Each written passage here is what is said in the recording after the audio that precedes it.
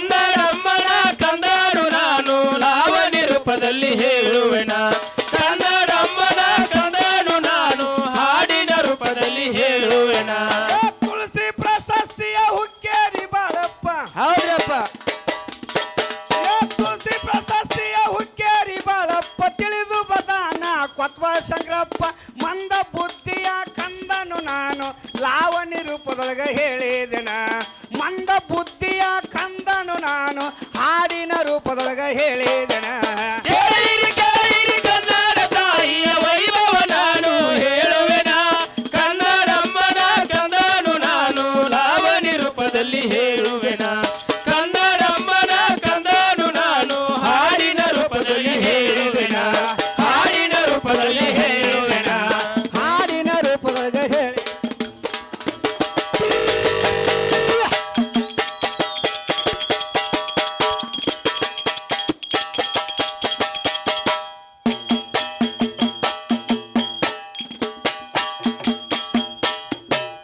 ಹೊಡೆಯರಿ ನಂಗೂ ಚಪ್ಪಾಳಿನಪ್ಪ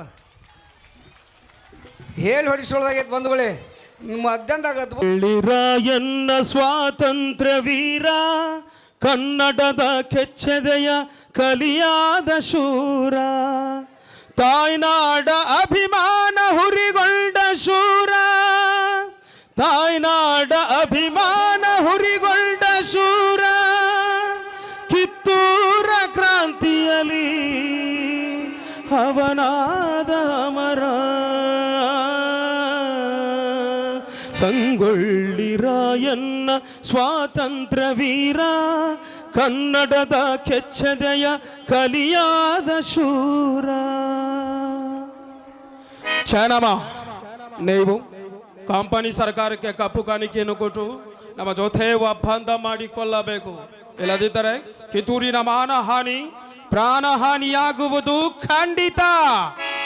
ಮುಚ್ಚು ಬಾಯ್ ತಾಯಿ ಆಸ್ಥಾನಕ್ಕೆ ಬಂದು ತಾಯಿಗೆ ಎತ್ತರ ನೀಡುವಷ್ಟು ಸೊಕ್ಕೇನಾ ನಿನಗ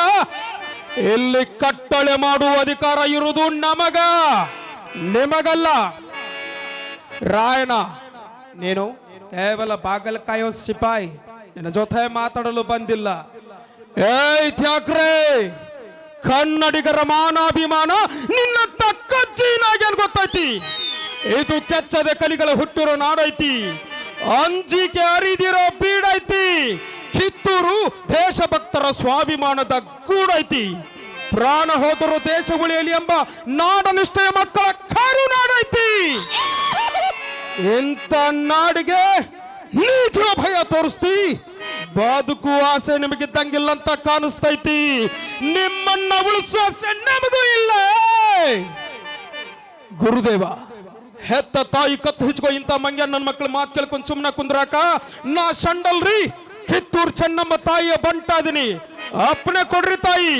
ಕಾಲಕ್ಕೆದ್ರ ಜಗಳಕ್ಕೆ ನಿಂತರು ಈ ಕೆಂಪು ಕೋತಿ ತಾಳಿನ ಅಡ್ಡಡ್ಡಾಗಿ ಕರೆದು ಹಾಕ್ತೀನಿ